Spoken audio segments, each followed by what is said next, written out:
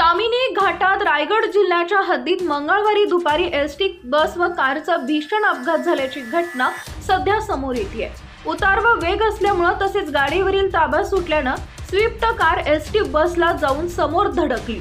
ही धडक एवढी जोरदार होती की स्विफ्टच्या चालकाच्या बाजूचा भाग बसमध्ये शिरून पूर्ण चेपला गेला।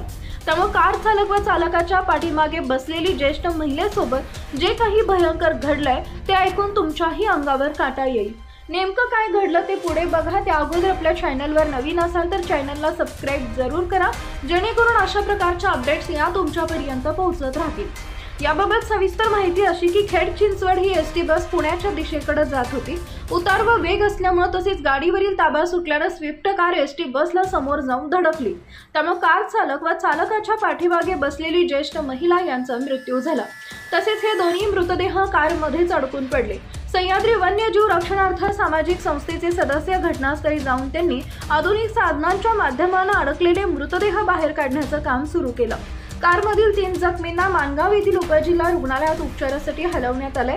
जखमीमध्ये एका लहान मुलीचा देखील समावेश आहे, तर एसटी मधील कोणीही जखमी झालं नाही। अपघाताची माहिती मिळताच विळे दूरक्षेत्र पोलीस ठाण्याचे पोलीस उपनिरीक्षक राठोड व पोलीस विनोद तांदळे घटनास्थळी पोहोचले। तसेच येथील तुषार कदम व राकेश दगडे यांनी देखील घटनास्थळी जाऊन मदत कार्य सुरू केले।